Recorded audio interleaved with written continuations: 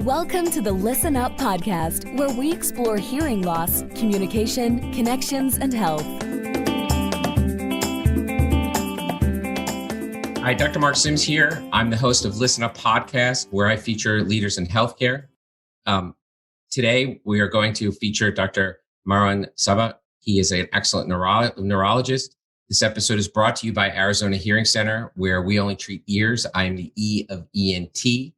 I am passionate about hearing loss because I lost my brother twice. I lost him first to hearing loss from radiation to his brain tumor, and then again to the brain tumor itself. I've performed over 10,000 surgeries. I've taken care of thousands of patients with hearing loss, and we're dedicated to treating hearing loss better. I've written a book called Listen Up, A Physician's Guide to Treating Your Hearing Loss. If you want to learn more about that, go to www.listenuphearing.com. If you want to learn more about my clinical practice, go to www.azhear.com. Today, I have Dr. Marwan Sabbagh. He is a board-certified neurologist and is a leading expert in Alzheimer's and dementia. He attended Berkeley undergraduate, University of Arizona for medical school. He did his residency at Baylor and did a fellowship at University of California, San Diego. He is at the Cleveland Clinic, Camille and Larry Ruvo Center for Brain Health in Las Vegas. He's going to be relocating to the Barrow Neurologic Institute shortly. He's authored multiple books and has several hundred peer-reviewed journals. He is a rock star in dementia and Alzheimer's, and we're here to talk to him. I'm very happy to have him today. Dr. Sabbagh, welcome. Thank you for including me, Dr. Sure. Oh, my pleasure. Can you tell us what's your journey to being an expert and having a passion about Alzheimer's? Yeah, so that's a question I get asked from time to time, and people, I'm not racing against the clock. My parents are still alive and they're still whole, at least cognitively. It was the fear of getting old. When I was in college, I had this deep-seated fear of getting old. And I said that Alzheimer's disease is the embodiment of everything sad and destructive about getting old. And I decided very early on, 18 years old, that I would dedicate the entirety of my life and career to managing and taking care of people with Alzheimer's. And that's how I got into it. Yeah, I guess, when we look at people with hearing loss, that deep-seated drive is independence, right? The desire to, one of the reasons people treat hearing loss is frankly, they're afraid that their kids are going to say, hey, mom, dad, you're losing a step. You're not as sharp as you want. You're not going to be able to take care of yourself. So it's interesting. It's kind of the same driver. Are you deeply independent? I mean, is that part of who you are as a person? Yeah, I want to live the totality of my life in its fullest extent, and I don't want any of it to be compromised from physical or cognitive disability. And that's great. I mean, I think it's awesome. We all, as we know, it's seemingly in both of our lives, I think we're about contemporaries, right? 50 becomes the new 40, 60 becomes the new, I mean, it seems to be keeping on, at least from what I hear and I want to hear, it keeps on moving up, right? It sure does. It sure does. Yes. So let's say somebody has a family member who they suspect has a cognitive issue or dementia. What should they do? What are the steps, or what should they look for? What would you give their advice? The first thing I would say is don't wait. If you're saying, dad or mom she repeated that or getting lost in their neighborhood, don't attribute it to forget, just they're depressed or sad. If there's an issue and you're noticing it, it's a change for them, go get it checked out. And I will say to you, I know a lot of doctors, though, primary care, they take mom and dad to the primary care and like, it's just, he's depressed, he's sad. And the doctors themselves don't take it seriously. So that's number one. Number two is understand that the changes in the brain that lead to Alzheimer's dementia can start 20 years before the first day of forgetfulness. So by the time they walk into my clinic, the dementia is the end of the disease, not the beginning of it. So it's kind of like, metastatic cancer, really effectively. By the time they come in the door, it's already spread.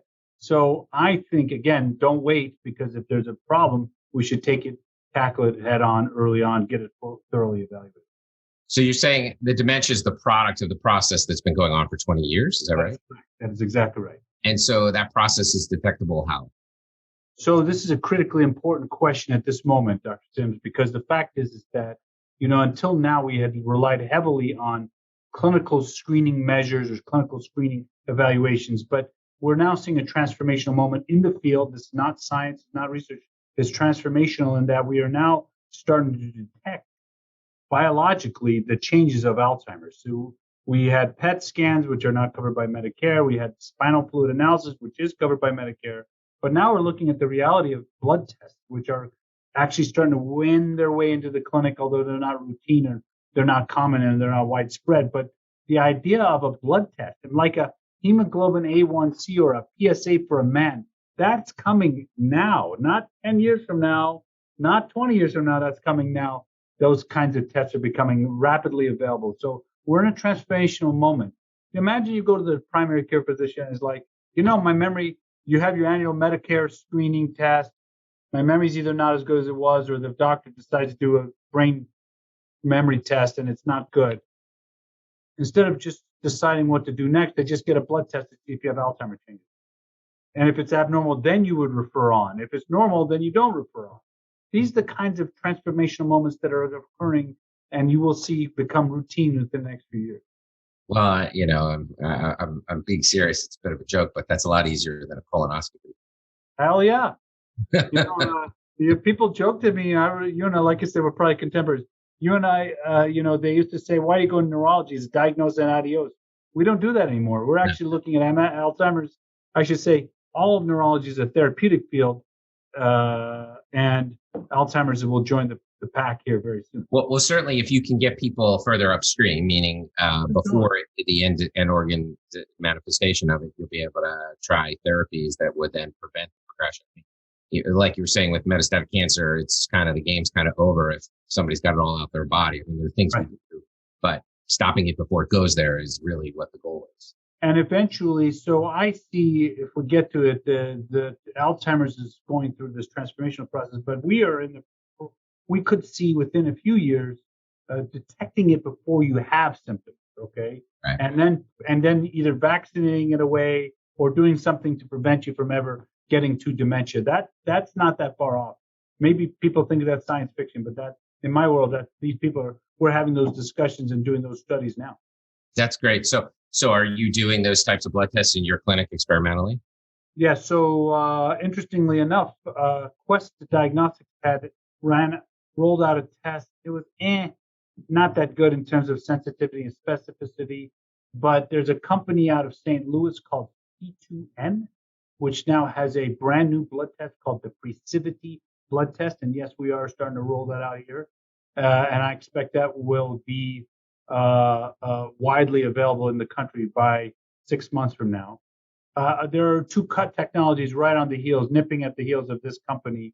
One is called the Quanterix Simoa platform, and then the other one's called the MagQ IMR platform. So, this first one is not going to be the only one. Imagine, like everything else, there'll be several products on the market within a few years. Competition's good, right? Because they'll put each other and we'll get great innovation and rapid marketplace will make them innovate. I'll get there. That's correct. That's exactly with right. Pricing pressures too, which will be great too. And costs will come down too. Right. That's awesome. That's really interesting stuff. I had no idea. So I wonder if we'll talk offline whether or not I knew. Okay. I'll leave that at that. So, as you know, my passion is hearing loss. What role do you see hearing loss in dementia? We were talking in the pre-interview about sensory issues. Right. Can you speak a little bit? Interestingly enough, the intersection was only kind of looked at recently. We've seen the same population that gets Alzheimer's and other dementias is the same population that has a sensory deprivation through hearing loss. But we never kind of intersected the two until quite recently. We just said, yeah, you have them and you have them both. But now we're seeing, of course, that hearing loss and the sensory deficit can make the cognitive deficit worse or appear worse. So they may, in fact, there's a few studies just come out rather recently saying that they tested people with the hearing loss. They did the cognitive neuropsych testing. And then they did the same test after they corrected the hearing, and lo and behold, 25% improvement on cognitive testing. And people are like, oh my gosh, maybe we should be correcting for their hearing before we give them the test. And that is, that sounds obvious to you because this is your job.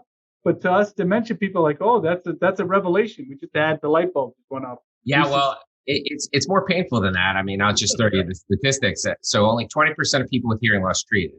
Oh my goodness. That's And only a third of them have it treated appropriately, which means only 8% of people are treated. And that's why I decided to pursue. I mean, this has become kind of my passion. I mean, I do surgery, but this is really where I think that there needs to be more physician leadership in terms of people. So, yeah, I don't know if you, but there was the big. So in our field, what really what lit up was the Lancet study group paper in 2018, where they basically showed hearing loss is by far the most modifiable factor to improve your cognitive abilities. Yeah, absolutely. And so I was just blown away. I mean, it was like, I don't know, 5-fold greater than like cholesterol, exercise, diabetes control, no smoking. I mean, it's the only thing that's better is like, I think childhood education is a better thing to prevent cognitive stuff. That obviously for most of us is beyond us at this point. Yeah. So you see any role of screening people for hearing loss? I mean, you kind of touched on it. I think that has not made its way into clinical practice routinely, but it would make a lot of sense. And particularly, we talk about the Medicare annual visit. Right. We in the Alzheimer's space kind of are taken aback that, you're getting osteoporosis screening and depression screening and cholesterol screening and colon cancer screening, but you're not doing cognitive screening. And so we in the Alzheimer field think that should be corrected. But I think you have a better shot at getting your hearing addressed, but maybe you should do both routinely, right? Cognitive and hearing. But it hasn't made its way into practice yet. Yeah, the hearing space has had challenges. We don't have really good data to demonstrate that, that the screening is worth it. And then the other issue is hearing aids are not covered by Medicare. And so I think there's a fear of maybe opening some of this up in terms of who can and can't do it. But I agree 1,000%. I mean, and so for me, the thing that's amazing is, one, patients don't perceive their own hearing loss because they compensate with speech reading and contextual. And I know that a lot of physicians don't realize people have hearing loss because they communicate. I say to patients, just because you communicate effectively does not mean you hear well. It just means you compensate for your hearing loss. Yeah. So, or as unfortunately, it's kind of like in your space, you don't know what you don't hear, which is kind of like you don't know what you don't remember. Right. Because I mean, So outside of that, what other things would you advise people to do to keep their brain health and keep, what are the other things? Obviously, this emerging blood test will be huge for people. But what other, so, when you were sparked at 18 and you wanted things to be high quality, like exercise, I assume, but what other things would you tell people? So, you talk about the Lancet Commission. There's other things like when somebody comes in and says to you, Dr. Sabbagh, I want my brain to be better. I mean, is it Sudoku or is it, what is it? So it's all of it. So if you follow the National Academy of Sciences, Medicine, and Engineering, there are 3 official recommendations: blood pressure management, cognitive stimulation, and physical exercise. Those now have sufficient evidence to say they're enough that you should recommend them to protect the brain and cognitive health. But, the Lancet Commission now recommends a lot of things. You talk about sensory deprivation.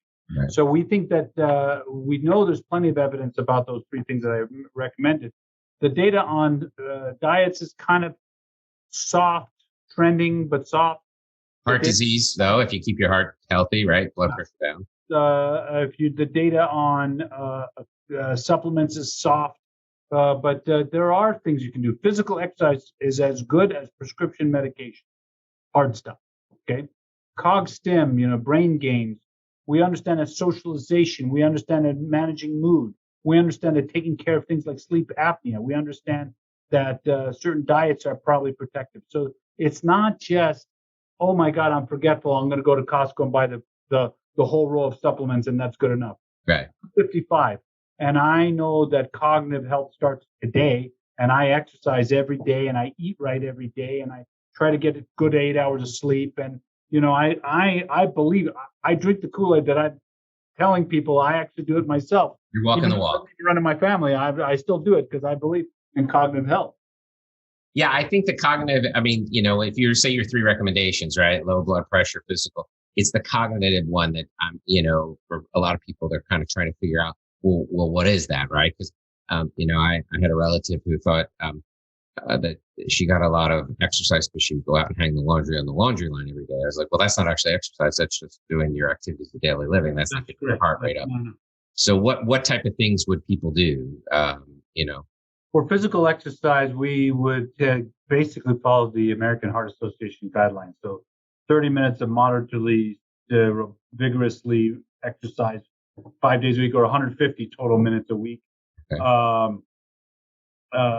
Would be good. So when I tell people to build that into their life, change is hard. It is. And I'm saying, taking your dog on a walk and sniffing every bush does not count as exercise. You need to, if you're going to walk, right? Okay. And I usually try to be prescriptive about it. I say, and when people have been sedentary and all of a sudden you tell them, like every other doctor, you got to start exercising. Guess what they do? They're like, yeah, I heard that before. And they don't do it. So I say start with 10 minutes a day, right, every day, like it's medicine, right? 10 minutes a day, and add 1 minute a week. So this week, 10 minutes a day, next week, 11 minutes a day, and walk with purpose, robust, physical, and keep going. So you can, in 6 weeks, you're at whatever, that's 42 minutes or something, or I should say 16 minutes. And then you can get, and then your body's used to it after you get there, after a while. So. No, that's great stuff. I mean, I guess, the other problem is I'm not sure surfing Facebook or looking at Instagram is cognitive stimulation. So it has to be something interactive and that stimulates the brain. So there's become a cottage industry in the brain games and brain stim space. I think the best one, and I have no ownership, just tell you that I'll disclose these things. Brain HQ, I think, probably has the best one. But remember, Lumosity was the one that caught everybody's imagination. But, Lumosity is one of dozens. And so brain games in general are the things that I would say. My dad is 88 and he's trying to learn a new language. And I'm like, good for him. That's great.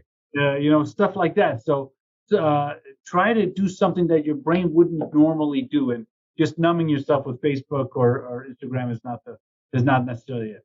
How about conversation? Does that count? As long as you're recalling them and staying with them, yeah, sure. I think you need to do something that would be beyond the norm. Like, for example, I have no patience for Sudoku, but I try to read 4 books at a time because I get bored reading them, and I try to remember the 4 books at a time. So that's what I'm doing to keep cognitive. That's a lot. Yeah. I mean, well, it depends especially if they're all like same genres, that'd be very hard. But if they're very different. No, that's good. Cause I'd have a really hard time all of a sudden. Yeah, I don't think I could do 4 murder mysteries at once or something like that. That would be a little hard. So that's good. So, you touched on a little bit, like, where do you see the field going, like 10 years from now? Do you see therapeutics for these markers, or what do you see? So I think we're going to undergo 3 generations of change in the next decade. One is we're in the moment in time that I've been talking about for years, where we're going to transform Alzheimer's disease from a terminal disease, as you and I know it, to a chronic disease. This is the diabetes and HIV of our time. Okay. I graduated from medical school 30 years ago, and I remember very distinctively in medical school, if you had diabetes, you were going to get amputated, blind, and on dialysis. That was like done. Now you get diabetes and you live normal life, and that's you get a pump and it gets regulated, and and that's become normal. I believe Alzheimer's will be in that it's the beginning of the transformative moment.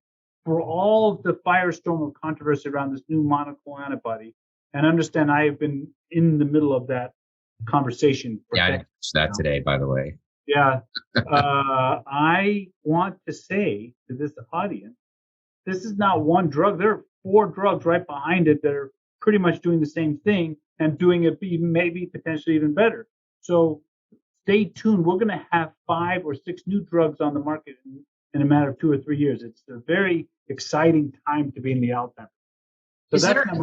So are there like brain coaches? Are there people who are doing this type of thing where they're coaching on all fronts of this? Oh, yeah. But centers of excellence that I've been part of, and we have more of in Arizona. are doing these very things. Good news for this audience is Arizona is one of the hotbeds of Alzheimer's studies, research, and treatment. So how does that work? You get assigned somebody? Is it?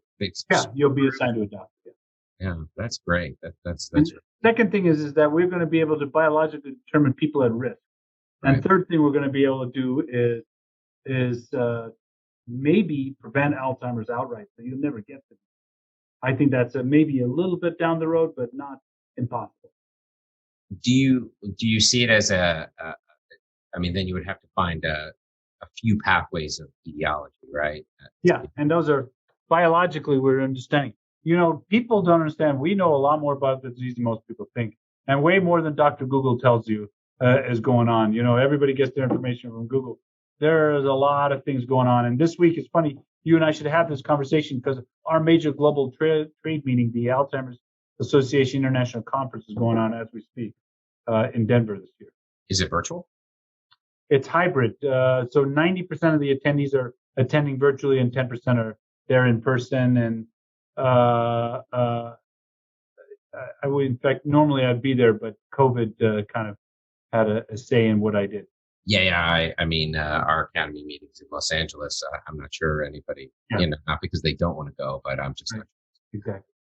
Well, this has been great. So I really appreciate it. He's an expert on Alzheimer's and neurology. It's been great to have him here today. Thank you so much for coming on the show. Thank you for including me. Thanks. It's been great. Appreciate it. Thank you. Thanks for tuning in to the ListenUp Podcast. We'll see you again next time, and be sure to click subscribe to get updates on future episodes.